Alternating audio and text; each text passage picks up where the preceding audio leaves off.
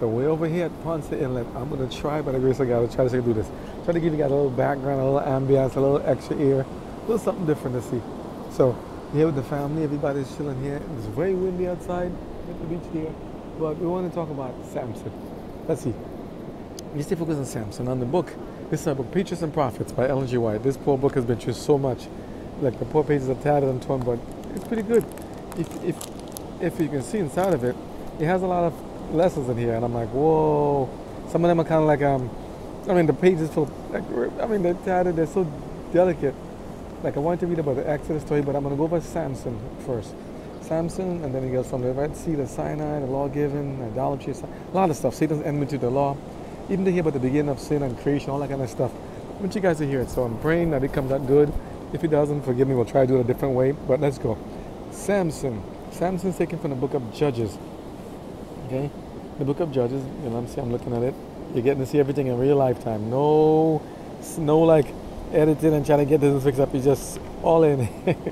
Let's go. So I'll check with Samson. Samson is in the book. Here's Samson, page 590. This is by Ellen G. White, Patriarchs and Prophets. Okay? Patriarchs and Prophets, one of the book in the Old Testament. 590. Okay, let's see how this sounds. Yeah, trying to do it just emptying, not just effect, but just to see and not to stare at the people. I know you guys go, I see him watching. I'm not watching. I'm trying to be good. Keep your eyes focused, boy.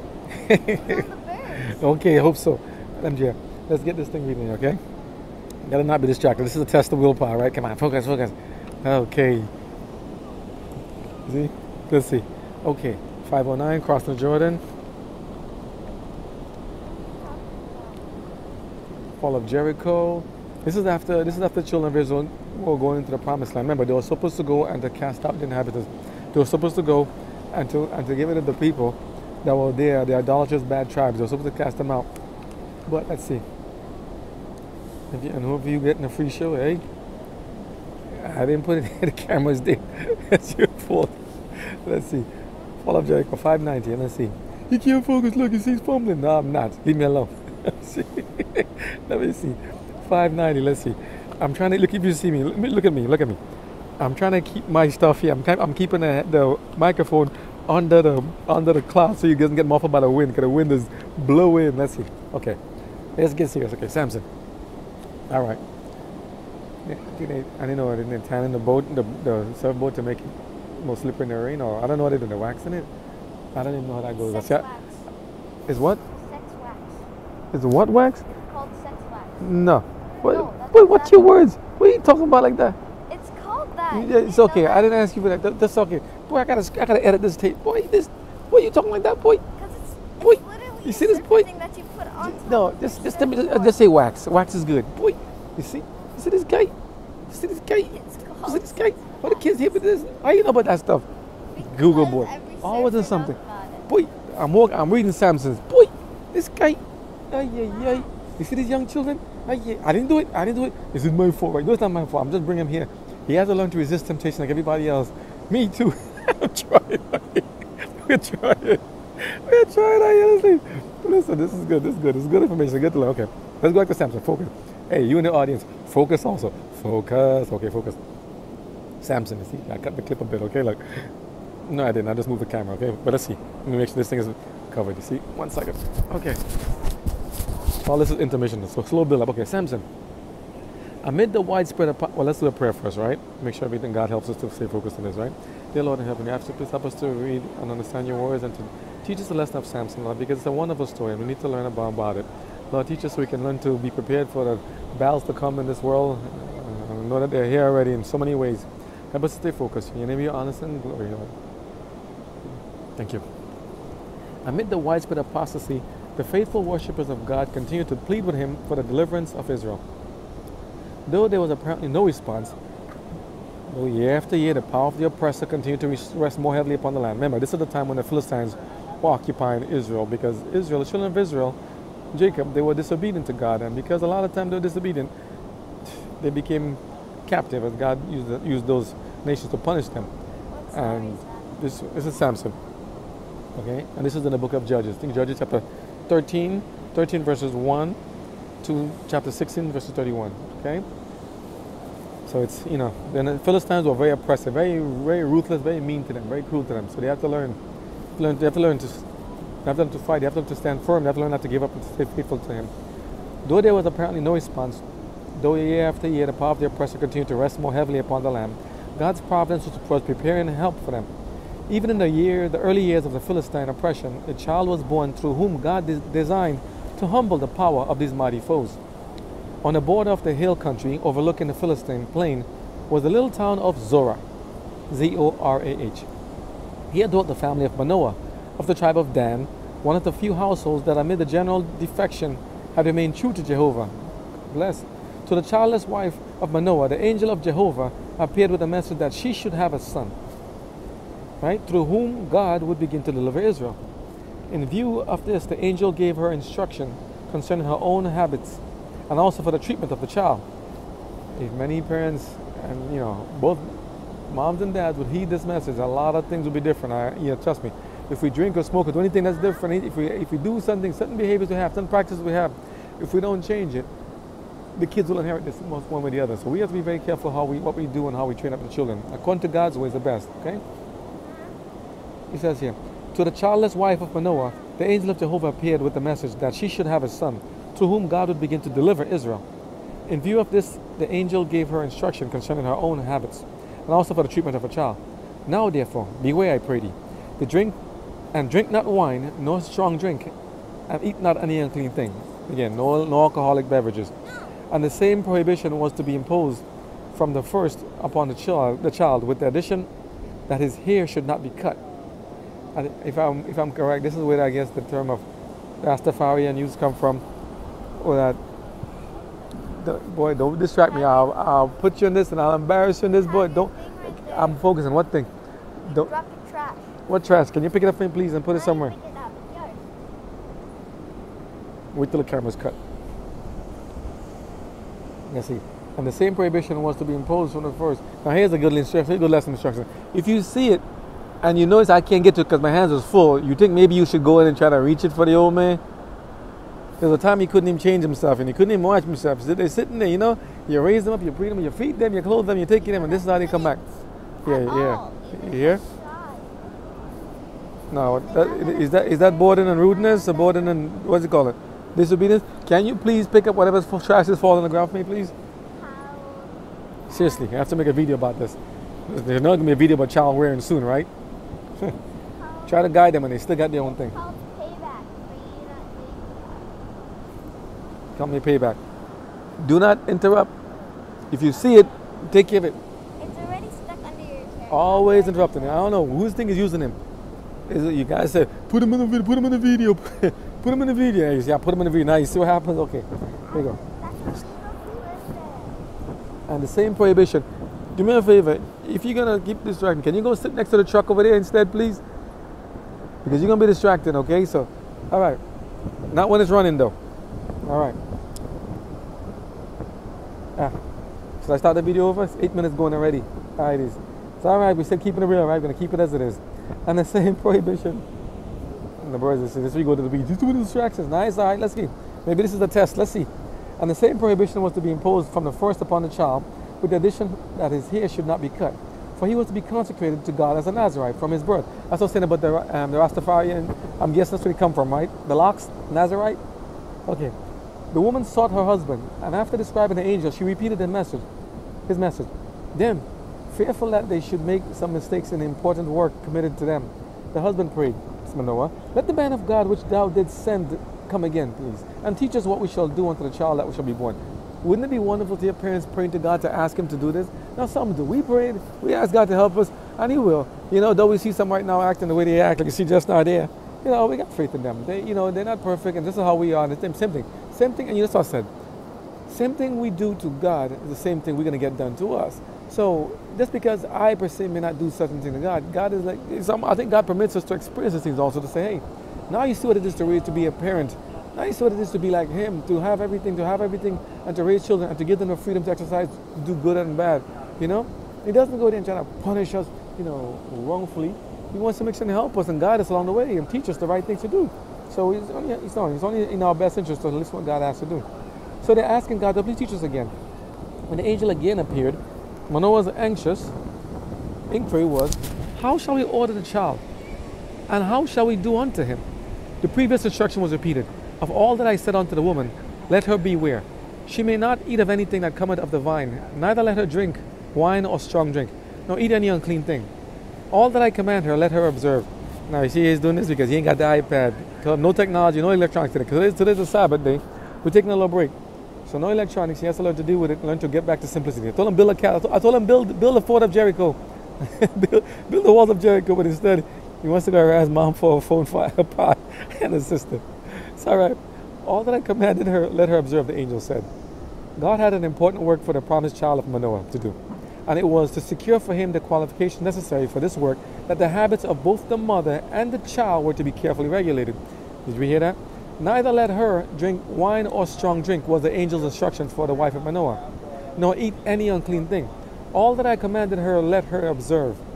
The child will be affected for good or for evil by the habits of the mother. Ooh, that's a heavy one, right? She must herself be controlled by principle and must practice temperance and self-denial if she would seek the welfare of her child.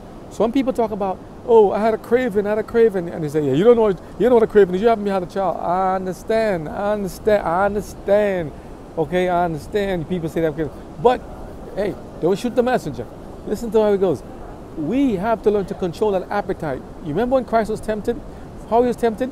After what? How many days in the wilderness? Right? How many days in the wilderness? Almost 30 or 40. How many days in the wilderness? Hungry, starving. And the first thing came to me is like, Satan came and said, turn stones into bread. So I want people to say they have cravings. I don't see them craving to go paint a house. I don't see them craving to go to change somebody's tire or craving to go do something that. It's like craving to, you find you give into these insatiable desires. I mean, I did hear some people say they're craving for carrots and for some foods and broccoli, some nuts or some almonds, some kind of healthy stuff. Okay, I understand that. Maybe your body's telling you something. Now I don't fully understand the whole idea of it. Even to have the child picks up the information from the parents, I mean from the genetic stuff, there is so much that we don't know still. Only God knows. But there's a connection, there's a very strong connection between the child and parent, especially the mother and child from the time the child is conceived inside. Okay? And you know, fathers have an effect also. But let's hear this. He said the child will be affected for good or for evil by the habits of the mother. She must herself be controlled by principle and must practice temperance and self-denial if she would seek the welfare of her child. Unwise advisors will urge upon the mother the necessity of gratifying every wish and impulse. They always, you hear that, right? She's going to keep it straight. Ellen G. White doesn't have play. She was a mom too, okay? But such teaching is false and mischievous, okay? All right, I'm just saying, okay. The mother is by the command of her God himself. The mother is by the command of God himself placed under the most solemn obligation to exercise self-control. So you're hearing it straight out of God's word, okay? You're hearing it from her mouth. And fathers as well, oh, here we go. And fathers as well as mothers are involved in this responsibility. Both parents transmit their own characteristics, mental and physical, their dispositions and appetites to their children. As a result of parental intemperance, children often lack physical strength and mental and moral power. Now here's something. People say, hey, I hear this kind of stuff, you know, and, you know, I hear this. Now, it can be a podcast, you can call it what you like, I don't know, I'll just say call it background noise. Meaning that you could hear this when you're in the shower, hear this when you're walking, hear this when you're just taking a walk outside, maybe exercise, and just keep it in the background playing. I'm going to read you from Ellen G. White's words mostly and add my little comments here and there, trying to make it practical as it is, relevant, you know. Not say make it relevant like it was irrelevant before, but just saying, let me just add my little 2 cents and see if I can just see what, you know, let's put it in context, you know. But I'm just saying, you see, she says both fathers and mothers have a big role to play. And so he says, and fathers as well as mothers are involved in this responsibility. Both parents transmit their own characteristics, mental and physical, their dispositions and appetites to their children. As a result of parental intemperance, children often lack physical strength and mental and moral power.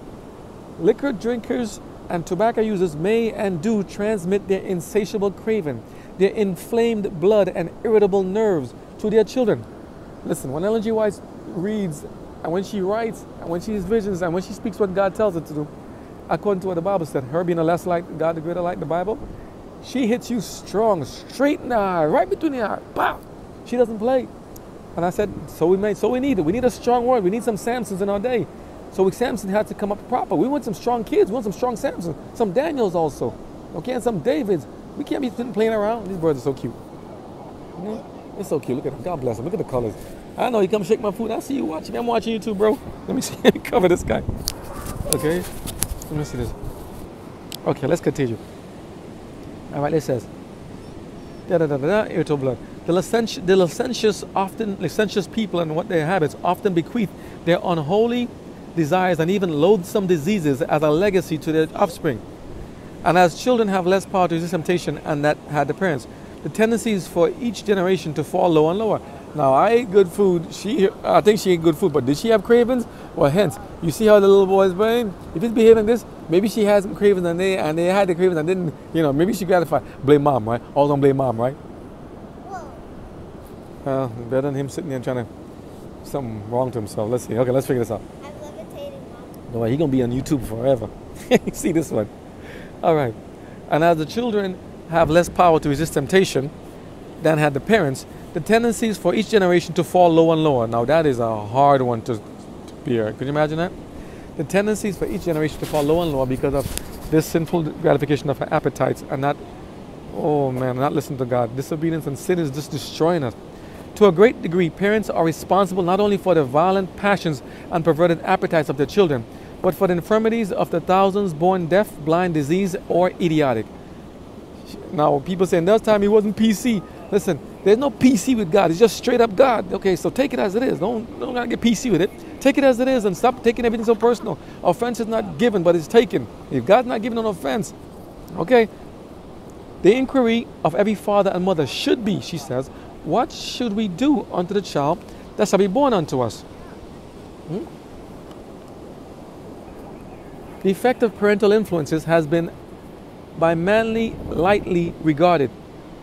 The effect of parental influences has been by many lightly regarded, but the instruction sent from heaven to those Hebrew parents and twice repeated in the most explicit and solemn manner shows how this matter is looked upon by the Creator.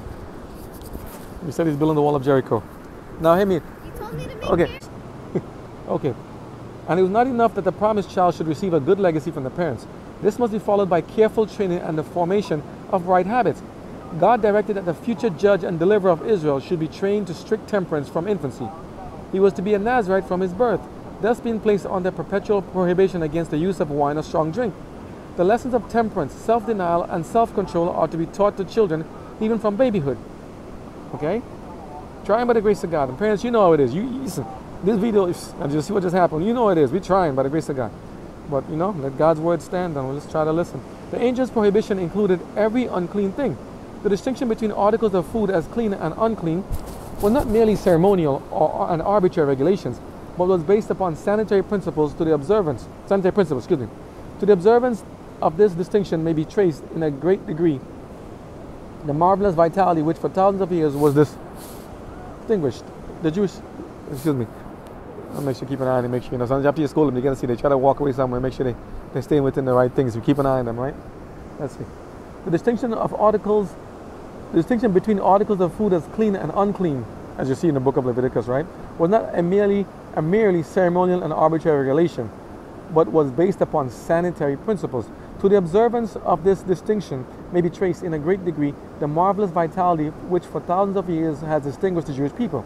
The principles of temperance must be carried further than the mere use of spirituous liquors.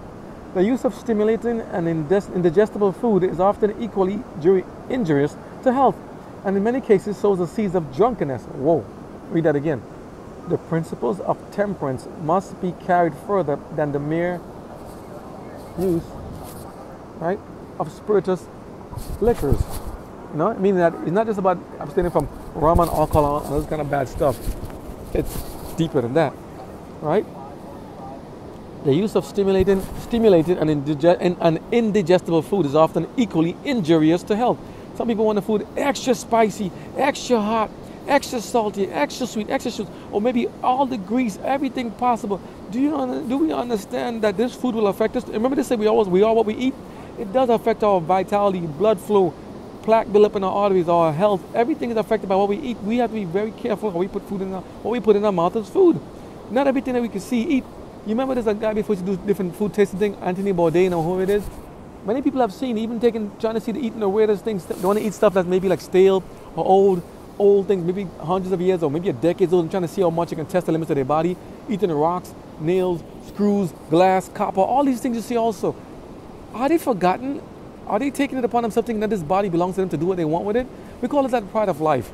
Okay? Remember, sin comes in three forms. Lust of the eyes, lust of the flesh, pride of life. Pride of life, the way it's inferred is that pretty much just taking this life and thinking, hey, it's my life, I do what I want with it. No, it's not your own life to do what you want with it. It's God's life that's given to us as a gift. If we abuse it, misuse it, we ain't gonna get another chance. Okay? We must take care of God's property and this life we have. Okay? And because what we do does affect everybody else. If the children are hurt, if the parents are hurt, something happens, everyone's affected. If you or someone or myself is injured, somebody is affected. Somebody got to pick up the slack. You're somebody's son, you're somebody's daughter, you're somebody's child, somebody's uncle, aunt, cousin, relative. You're somebody's friend. We are accountable to each other. You cannot think, oh, it's my life, I do what I want, nobody cares. And then thinking, well, and then what about the other ones who say on the other side? Who always talk about, suicide prevention. Those who say, hey, 1 second. Those who say, let me get this here. Let me see. Look, let me show you. I'm struggling to get it together here. I'm trying to get this thing here to fit. I'm trying to put the speaker and the headset inside of the towel. Right? Page 590. I'm not giving up. We're going to deal with it as we come. Okay? But same thing goes.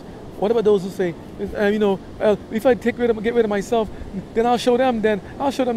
You remember the phrase, a living dog is better than a dead lion. If we're thinking we're going to try to show people how much they'll miss us by having them actually miss us because we're not there anymore, we have edited or ended it ourselves, what good did that serve? Oh, she don't like me, I'm going to kill myself. He don't want me, I'm going to kill myself. And then you make God look silly for one, and then you did self-harm to yourself. That's self-murder and self-mutilation. That's punishable. Again, do we want to incur the wrath of God by going and self-harming themselves? But for those, I'm not trying to be insensitive, okay? But for those who say who may contemplate thinking of harming themselves, please do not dare think such a thing. There's more to life that's good, okay, and to live for than to think that the bad is only what's going to be.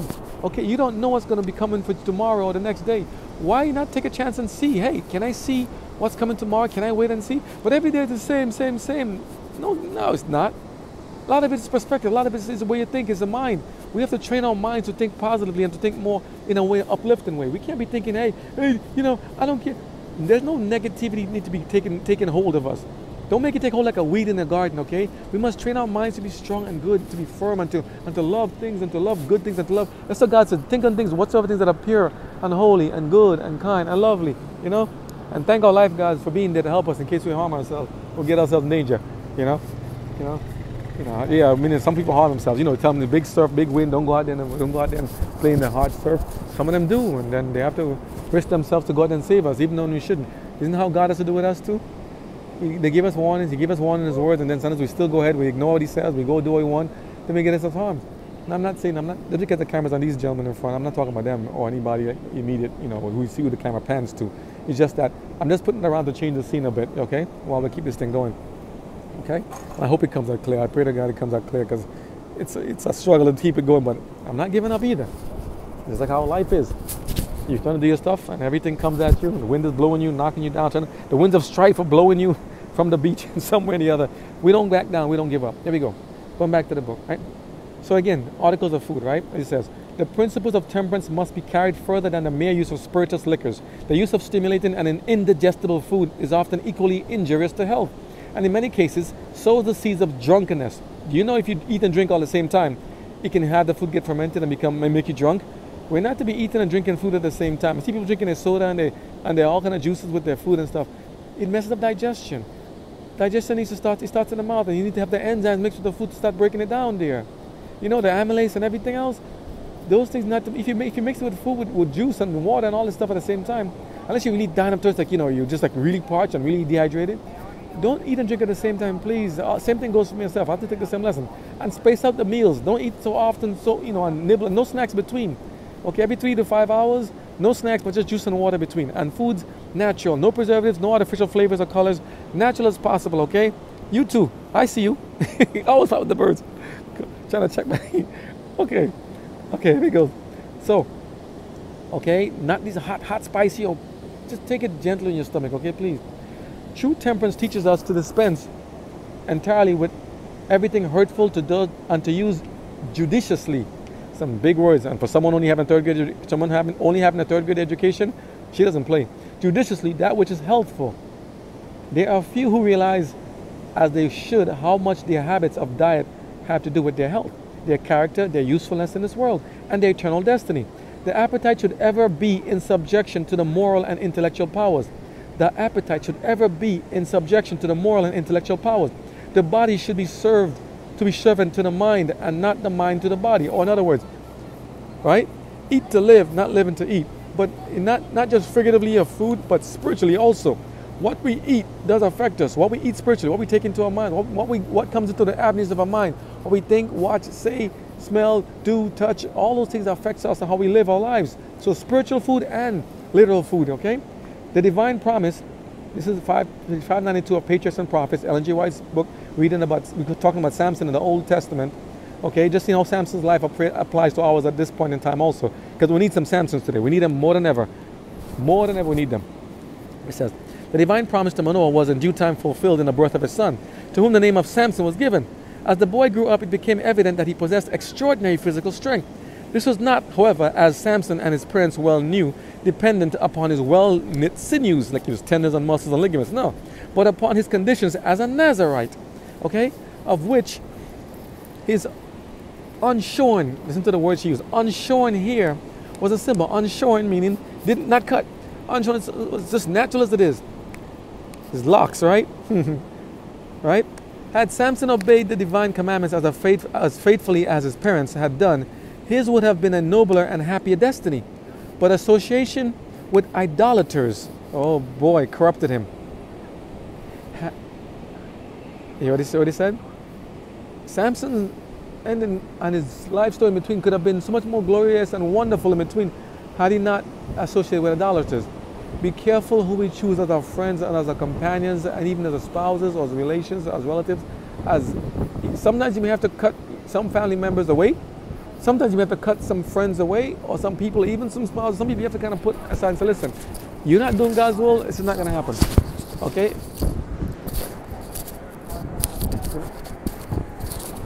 If we warn them, according to God's will, how to behave and teach them show them from God's word and live by example ourselves, there should be no excuse for this, okay? We have to be careful and put away the unclean thing from among us. It will condemn and will corrupt us.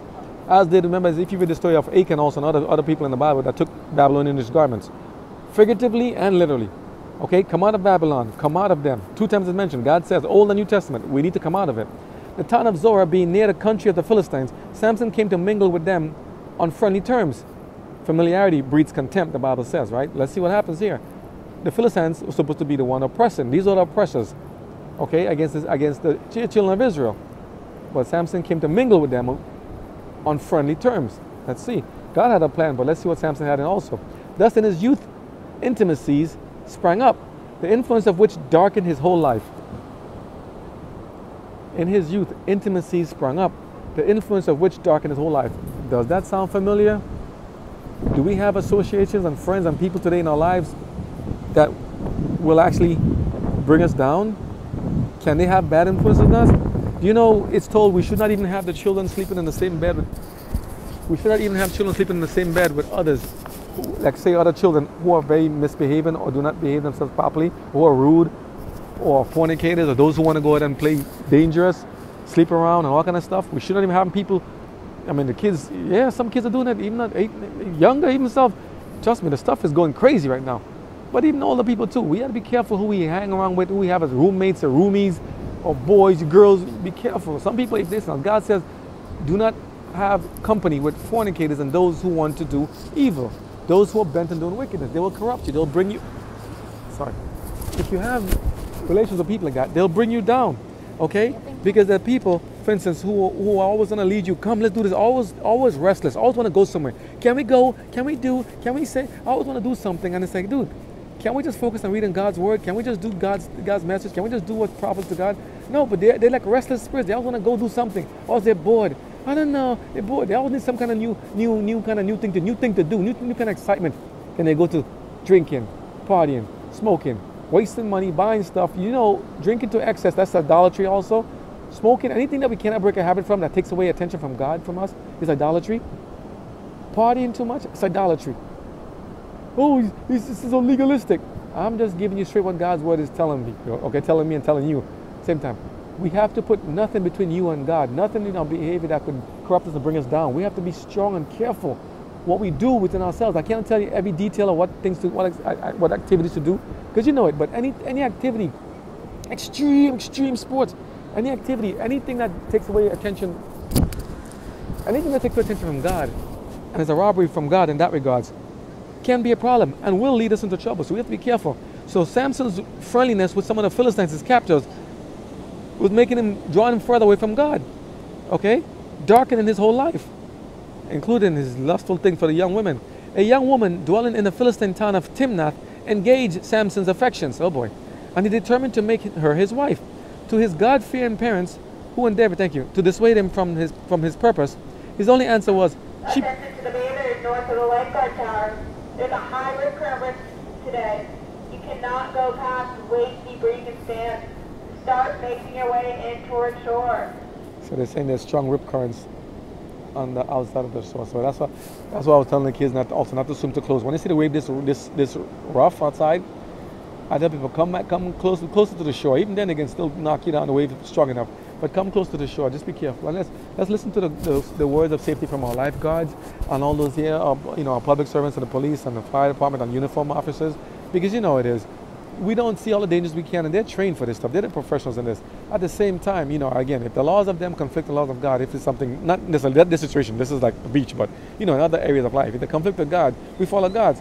But if God is saying be subject to the higher powers, in this case for your own safety and livelihood, we should hear and listen to them. We need to be safe. And if you tell you currents can drag us out, they see the people are so far out there. Let me see if I can zoom in and show you. They can drag us out there and bring us to a bad demise. We ought to be careful. So let's stay focused on that. Thank you. Okay, let's go back to the youthful association that could darken the life. So Samson saw a young lady. She smells good, looks good. I like her. She's pretty. I like her. I wonder what she looks. Here we go. To his God-fearing parents, who endeavored to dissuade him to change his mind, trying to find a godly woman from his purpose, his only answer was, she pleased at me well. Do you hear somebody say that? Which one is that? Lust of the eye, lust of the flesh, pride of life? The parents at last yielded to his wishes, and he married, and the marriage took place. Would you have a parent yielded to what your kids wanted? If you knew they wanted something that was not good for them, would you say yes, so give it to them? That'd be fine? Or should you be like, no, you should not, maybe you should not, But he said, give it to them. They didn't want to, but I guess, he is a very strong person, a very thing. And can they really stop him if he's above the age of, say, what they call an adult at this point? This is hard. So the parents yielded to his wishes, and the marriage took place. Just as he was entering upon manhood, the time when he must execute his divine mission, the time above all others when he should have been true to God, Samson connected himself with the enemies of Israel. He did not ask whether he could better glorify God when united with the objection of his choice, or whether he was placing himself in a position where he could not fulfill a purpose to be accomplished by his life. In other words, he didn't ask God's advice. He didn't say, Lord, he didn't pray, God, should I marry this young lady? Should I seek God's counsel? Should I seek God's leading? Should I seek my parents' wisdom? Should I honor my mother and father's wishes?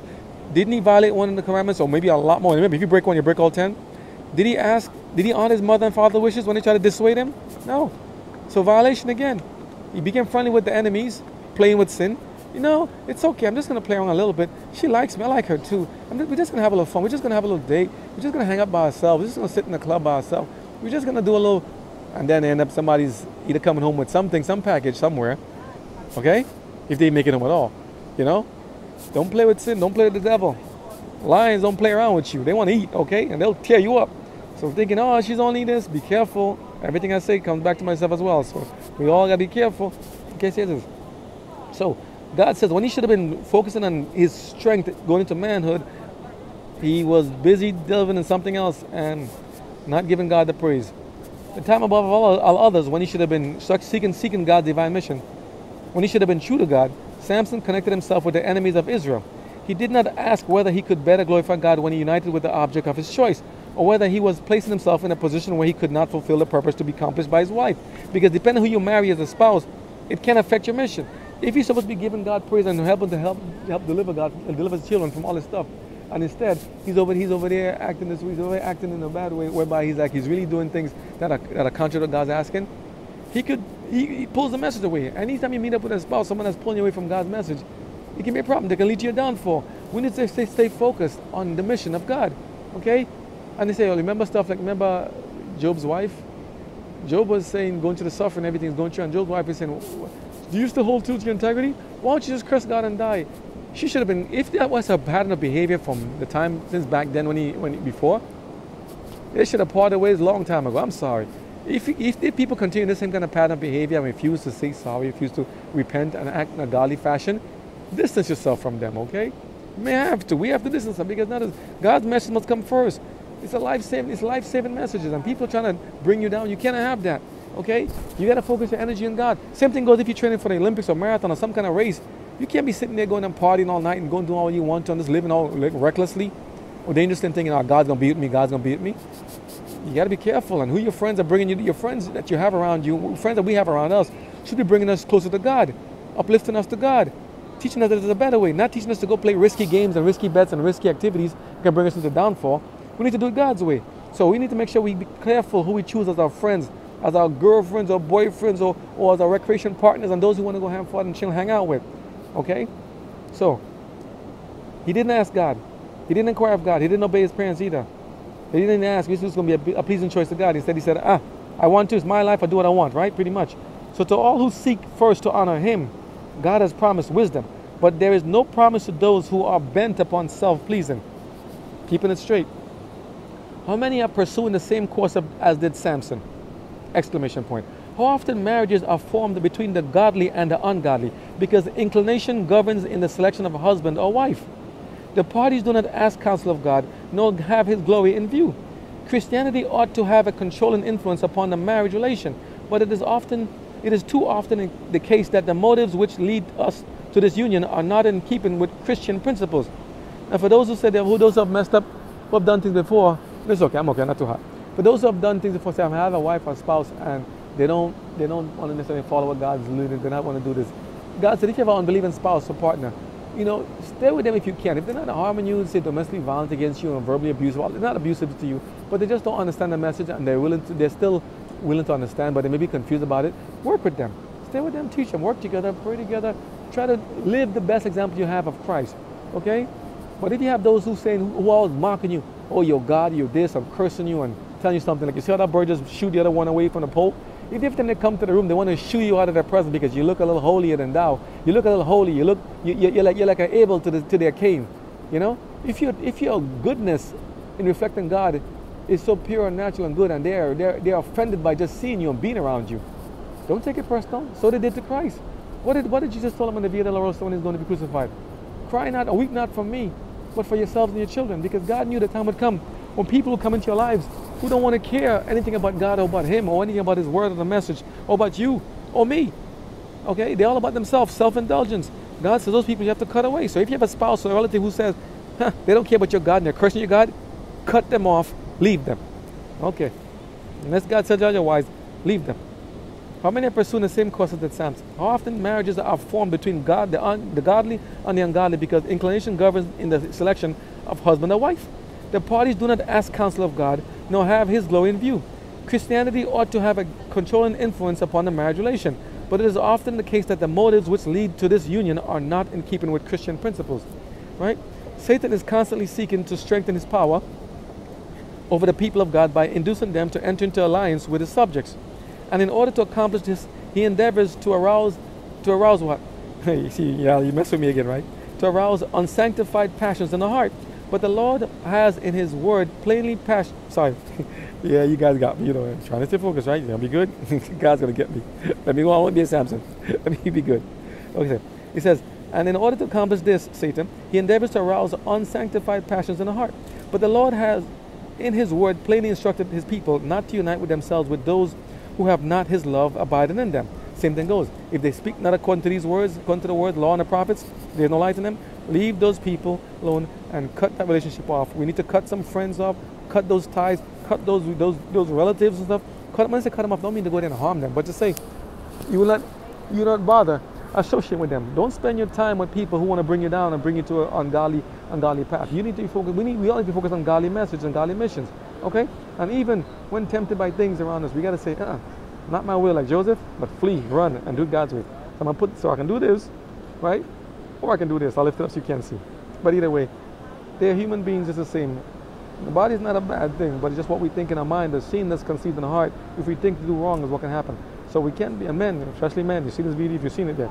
Don't get enticed because we see this stuff, you know. What about you? Pray for me, I'll pray for you. Okay, we're trying. We're going to keep it real, we're going to try. You think it's by accident, the videos like this? That's what I get for going to the beach, right? Somebody said, that's what you get. You went to the beach, when you go there and spread the message, spread the gospel to them. I can do a Bible study for them, you see? They said, yeah. But instead, they're giving us a Bible study instead? Yep. Nothing but cheeks for you guys. So, if you can't take the cheeks, don't look. Close your eyes. Let me see if you can look. You're watching me? I'm watching you too. Here you go. But the Lord has in His word plainly instructed His people not to unite themselves with those who have not His love abiding in them. Maybe this is all part of this kid. I couldn't have planned a better outing, right? All kind of stuff around you, all the temptations, all the drama all around you. Look, they're not exactly ugly, right? They're not bad people. Are they bad? Look, they're just human beings. Your brothers and sisters, our brothers and sisters, doing what they have to in life. They just come to chill and enjoy the surf and the waves. I came to do the same thing, to go and read my book and to enjoy and to give God praise and everything. And can you do the same? Can the two be agreed? Yeah. Now he said, well, can a person take fire in their bosom and their clothes not be burned? I ain't got no fire in my bosom, okay? Don't be trying to judge me. I'm judging you. I'm just reading my book. I must stay focused because we have to get to the point of being able to overcome temptations. Because you know something? Here's something interesting. As you get down to time, we will be tempted more than that to watch and to look and to stare. That's one thing. But we will be tempted in ways that you would not imagine. Some with violence, some with enticement, some with seductions. We have to learn to resist the evil. So I'm focusing on God's word. My eyes have turned down. The camera is just focused like this. I can do this if you guys don't want to see. If you want to make it better, I'll make it easier for you guys, right? But I'm just keeping like I want you guys to see the beach and stuff. So they're just living life. God bless them. We love them the same. It's our brothers and sisters. I don't look down on them, not one bit. We just say, we're our brothers and sisters. We're here all together. We can do it by the grace of God. But the Lord has in His word plainly instructed His people not to unite with themselves with those who have not His love abiding in them. What accord had Christ with Belial, he says, or what part hath he that believeth with an infidel? And what agreement had the temple of God with idols? 2 Corinthians 6 verse 15 and 16. At his marriage feast, Samson was brought into familiar association with those who hated God, the God of Israel. Now that's the warning, that's the troublesome here. Whosoever voluntarily enters into such relations will feel it necessary to conform to some degree to the habits and customs of his companions. You hear people saying, no, listen, I like her and she's cool and she's nice, she's good. Her family's good. I think she wants to hear about the message. Oh, he's a nice guy. He's good. He's not a bad guy. I think he loves God. I believe. We need to get those things settled and sorted out before we get into that union with them, okay? At the holy union by the grace of God. Do you love God? Do you want to serve God? Do you want to give your life to God? Will you die for God if necessary? Yeah. They said, no, I don't know about your God. If you see the signs telling you early, hey, this car may not be what it is. Maybe it seems to be a bait and switch, or maybe it's like, this thing is not living up to what it is. If you see the signs of a bad temper, bad attitude, lying, cheating, hiding, violating the commandments, idolaters, they want to party, they don't want to have anything of God. They want to do anything that's not of God. They don't want to have any time for God. They don't have no time for study, no time to read, no time to focus, no time to pray. But they're saying, hey, but I'm pretty, right? I'm nice, right? I'm handsome, right? And you're saying, yeah. Do not be persuaded by looks and by words only. You must be persuaded by the heart, by the content of the mind, okay? And the content of the mind and the heart. What comes out of their mouth? How are they all in a crowd? How are they all dealing with people? So this is about relationships as well as it's about life and salvation and sanctification and love and obedience, appetite. It's everything in one. Samson, I tell you, Samson, we owe Samson an apology because we say, hey, this young man, didn't he know he was chosen by God? And again, God's like, what about you? Yes, Lord. You're right. So, here's what he says here. Whosoever voluntarily enters into such relations with those who hate God in particular, will feel it necessary to conform to some degree to the habits and customs of his or her companions. The time thus spent is worse than wasted, God says, for those who associate with those people. Thoughts are entertained and words are spoken that tend to break down the strongholds of principle and to weaken the citadel of the soul. The wife to obtain whom Samson hath transgressed. Make sure I get this thing correct, 1 second.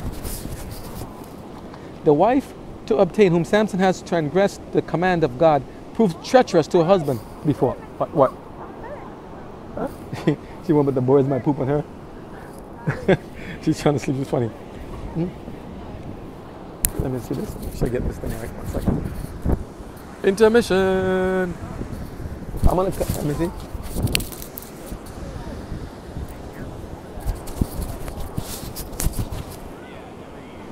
I'm gonna cut the video here and I'm gonna upload the next one. 1 second. Let me get this thing together.